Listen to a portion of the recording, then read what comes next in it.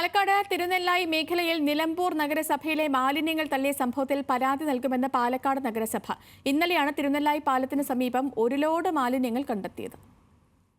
പാലക്കാട് നഗരസഭയിലെ തിരുനെല്ലായി, തങ്കം ആശുപത്രി പരിസരം എന്നിവിടങ്ങളിലാണ് മാലിന്യ നിക്ഷേപം കണ്ടെത്തിയത്.